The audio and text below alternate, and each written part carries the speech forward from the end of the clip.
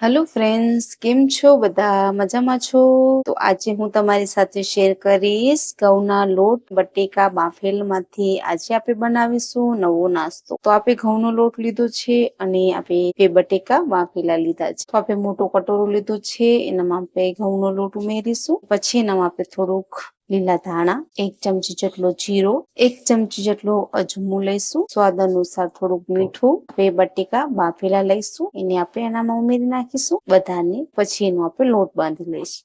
તમે જોઈ શકો છો આપણે લોટ સારી રીતે બાંધી લીધું છે. હવે એનામાં થોડુંક તેલ ઉમેરીશું. આપણે એનામાં પાણી નથી ઉમેર્યું. 1 ચમચી જેટલું તેલ લઈશું અને પછી ફરીથી આપણે મસળી લઈશું. તો આવી રીતે જોઈ શકો છો તમે. એને આપણે ઢાંકીને 5 મિનિટ સુધી રેસ્ટ કરવા દઈશું. ત્યાં સુધી આપણે એનો મસાલો બનાવી લઈએ. તો ફ્રેન્ડ્સ, આપણે કઢાઈને ગરમ કરવા રાખી દીધી છે. હવે એનામાં આપણે 2 ચમચી જેટલું તેલ લઈશું. પછી લસણ ઉમેરી તો લસણ આપણે થોડુંક આવી રીતે સતળી લઈશું તેલમાં. થોડા આપણે કેપ્સિકમ ઉમેરીશું, 2 ચમચી જેટલા. 1 ચમચી જેટલા આપણે તીખા મરચા લીધું છે, એક જ લીધું છે આપણે, અને બધાને આપણે મિક્સ કરીશું. હવે એનામાં આપણે પત્તા ગોબી ઉમેરીશું. ગોબી આવી રીતે છીંધી લીધી છે, એને આપણે મિક્સ કરીશું સારી રીતે. થોડી આપણે તેલ એને પકાવીશું, ઘણું બધું આપણે નથી પકાવવાનું. હવે એનામાં સ્વાદ અનુસાર મીઠું, થોડુંક એનામાં આપણે મસાલો ઉમેરીશું. અડધી ચમચી જેટલી આપણે હળદર લીધી છે, 1 ચમચી જેટલો આપણે ધાણા લીધા છે. પછી આપણે મિક્સ કરીશું. તીખાસ માટે આપણે તીખા મરચા લીધા છે લીલા, એટલે આપણે લાલ મરચા નહીં ઉમેરીએ. અડધી ચમચી જેટલો જીરો ઉમેરીશું. આપણે લીલા ગાજર ઉમેરીશું થોડા, એને આપણે મિક્સ કરીશું આવી રીતના. તો આપણે તેલમાં થોડાક આપણા સતળાઈ ગયા છે અને એને આપણે કાઢી લઈશું. ફ્રેન્ડ્સ, આપણી 5 મિનિટ થઈ ગઈ છે. હવે આ જ થાળીમાં આપણે મસાલો કાઢી લઈશું. થોડુંક ઠંડુ થઈ જાય, ઉપરથી આપણે થોડાક લીલા ધાણા છાંટી લઈશું. આપણો મસાલો ઠંડુ થાય છે ત્યાં સુધી આપણે એને થોડુંક મસળી લઈશું હાથોથી. આ નાસ્તો ટેસ્ટી બને છે ફ્રેન્ડ્સ. હવે આને આપણે થોડાક લુવા કાઢી લઈશું. જો તમે આવી રીતના આપણે લુવા કાઢી લીધા છે. હવે એને આપણે ગોલ કરી એને આપણે દબાવીશું આવી રીતના.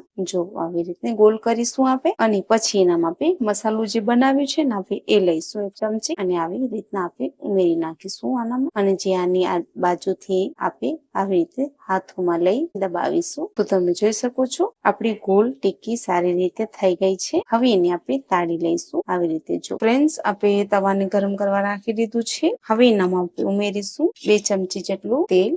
આખી રીતે ફેલાવી નાખ્યું છે તવામાં. હવે આપણે ઉમેરી નાખીશું જે આપણે ઘઉંના લોટમાંથી બનાવ્યું છે એક અલગ રીતે નાસ્તો, જે એટલો ટેસ્ટી અને સ્વાદિષ્ટ બને છે કે ઘરમાં તમારે જે કોબી કે બટેકા કે ઘઉંના લોટમાંથી આવી રીતે તમે બનાવીને ખવડાવશો તો બધા એન્જોય થી ખાશે. બંને બાજુ સારી રીતે પકાવી લઈશું. 4 મિનિટ સુધી એને ધીમી આંચ પે પકાવીશું. તો ફ્રેન્ડ્સ, આપણી 4 મિનિટ થઈ ગઈ છે અને તમે જોઈ શકો છો આપણે બંને બાજુ સરખી રીતે પાકી ગયા છે. જો આવી રીતના. તો આ રેસીપી, આ નાસ્તો તમે એકવાર જરૂરથી ટ્રાય કરજો.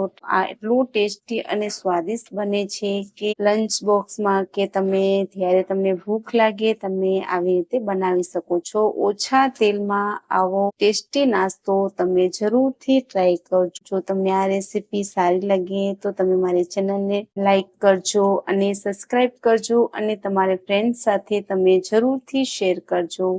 ત્યાં સુધી તમારું ધ્યાન રાખજો ફ્રેન્ડ્સ. ધન્યવાદ.